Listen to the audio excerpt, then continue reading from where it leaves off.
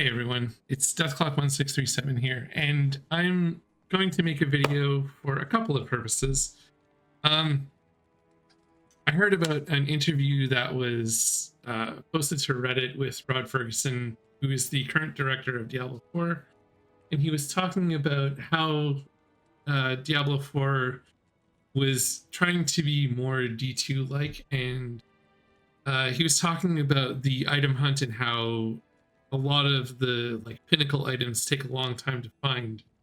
But I just want to comment on that and say, kind of look at why he missed the mark and why focusing on that was really the wrong idea. I mean, obviously I'm playing Diablo 2 now, and I think the biggest difference between the two games is all of the intermediary items. The current iteration of Diablo 4 basically gives you items to work on and progress over time. And those pinnacle items at the end are, at least by their standards, meaning to be the most useful things in the game. So it just kind of turned into a situation where the game is going to try and give you everything you need rather than supplying you with things to work on in the meantime that would be solid items that you could take into endgame. And a perfect example of that is just the stealth rune word. If I can find it in here, right here. This armor, low level, you can find it in Act 1 normal in the tower. And this can get you basically into hell. And it's great for even farming Mephisto, and you hardly need anything else. This is a late game armor, but not end game, but again, still fulfills that purpose of something to get there in the meantime. It was a project that you had to work on. So in the context of Diablo 2, I would say this game is a lot more little projects rather than trying to find a huge item at the end. And that's where I think the disconnect in focus really is. So, it's not like people were spending all that time trying to find materials might to necessarily use it, but it was because it's super rare. And if they found it during a grail hunt, it was amazing to find, or you could just trade it away because that armor wasn't necessarily meant to be used. It was just sort of there, and it was never a huge focus of any build, at least that I was aware of. But yeah, I mean, Diablo 4 just has none of that. It has none of those little projects that you might want to build on along the way, whether it's something like a stealth that you finished your little project and you're just willing to keep going and grinding further to complete your next project. Might be Fortitude, for example, or Enigma, and you're looking for a lot of interesting interplay. The item base, whether it's ethereal, this could be used on a mercenary. And again, just all those little pieces of progressive goals. I'm hovering over Splendor right now, where you just had that motivation to continue. And he did speak about the grail hunt, and that's much more of a long-term sort of goal, where again, you're engaging in those small projects. You want those little goals to pile up and say, okay, I hit the mark, I found everything. Maybe I can go again. That was amazing. You can even add extra challenges, like finding every rune word or finding every item but ethereal. So it has this tag, which would mean obviously it can't be repaired, but obviously the bonus that is achieved from ethereal does lend some utility and can provide some usefulness on your mercenary. Like, you found an ethereal shaft stop, it has a higher defense due to being ethereal. Just like a lot of the armors that I've been hovering over, that is the case. And since your mercenary doesn't deal with durability, you can have your F fortitude or F insight on a Colossus Vulge. And it's building a D2 character is like little Lego blocks, right? Everything just sort of fits into place. There's nothing involved in inflating the stats. There's nothing involved in I need to farm this like giga unique item just for my build to be online, because there's all this intermediary stuff. A Shaco is one way to go about it, but if I was playing a different build, Area of Space is great. The stats on this are like pretty best in slot for a lot of reasons. Because I'm magic finding, I have gold wrap. If I was playing a frenzy barb, I could use this 12% Verdungos. Awesome item. I could go Magnus's Skin for attack rating and IAS. I could go Laying of the Hands for just damage to demons and IAS. I could, the list just goes on and on and on. And that's really what I think like Diablo 4 really like missed the spirit of in their item hunt, because it's too quickly fulfilled. And base items really should have been thought over a little better if they wanted them to have a story. Like, it's not like I was gonna work on this Berserker axe forever just for it to like achieve a certain state. I found it, I said, okay, well, I have the runes, boom, 1 goal done. And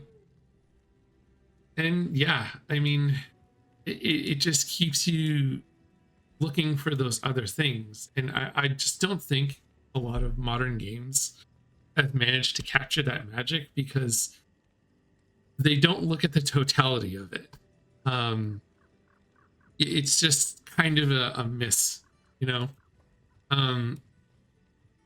it's just that sort of like secret sauce that keeps you going back, right? I mean, I've been playing this game for like decades, and it's still crazy to me how much stuff that it can throw at me that is just new. Even though the game is the same, the items that I get really change how I interact with it. That's the biggest thing.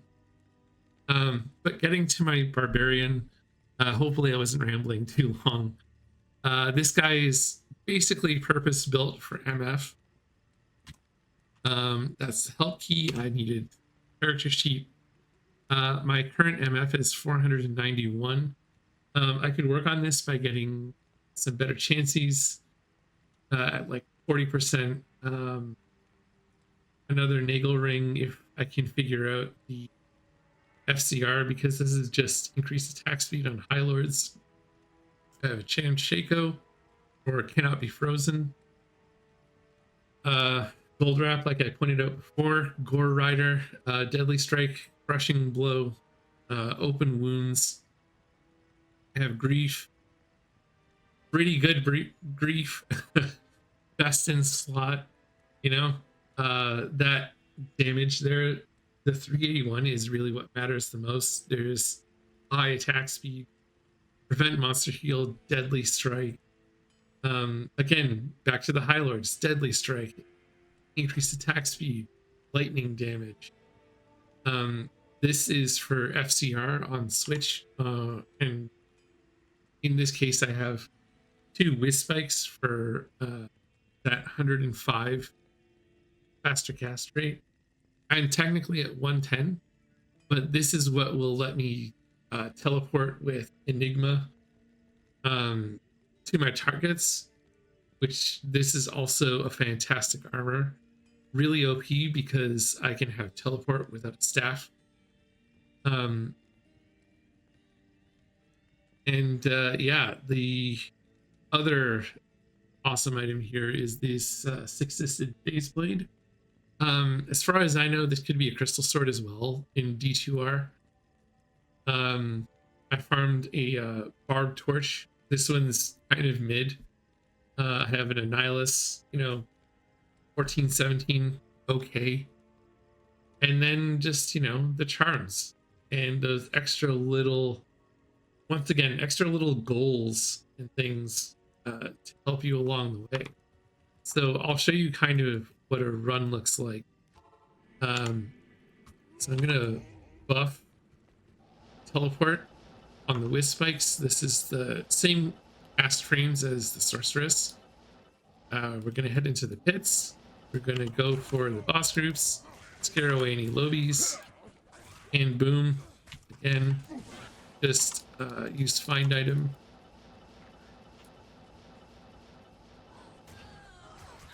Curse off. Not seeing any boss groups immediately.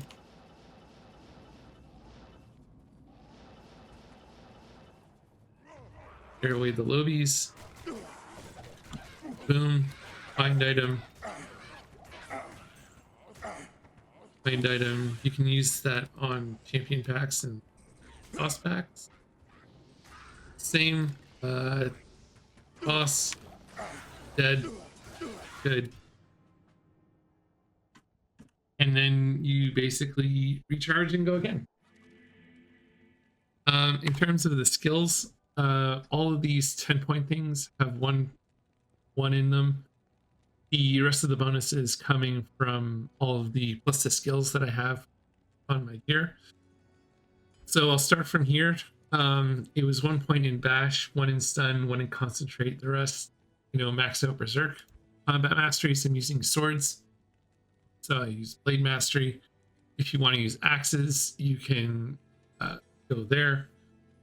To start the game, you'd probably want maces. These are all 1 point wonders.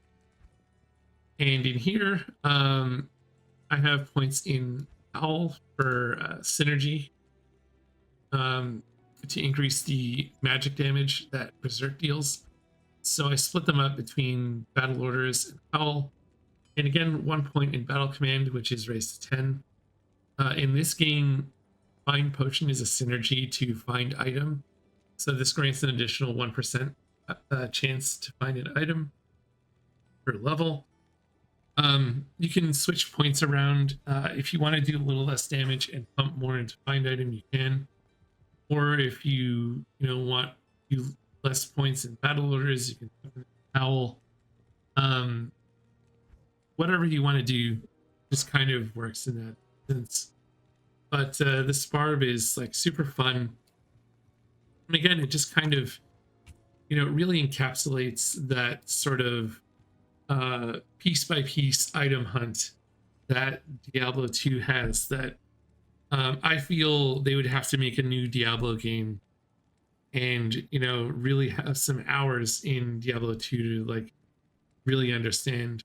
And I'm not saying they didn't play it, but what I am saying is like, once you experience that like Holy Grail hunt or similar hunt of trying to fill all those goals, I think that's where you really start to get lost in that sort of secret sauce that this game still brings even 2 decades. But anyway, thanks for watching if you did. Yeah, I'll see you in the next one. Peace. Don't forget to like and subscribe.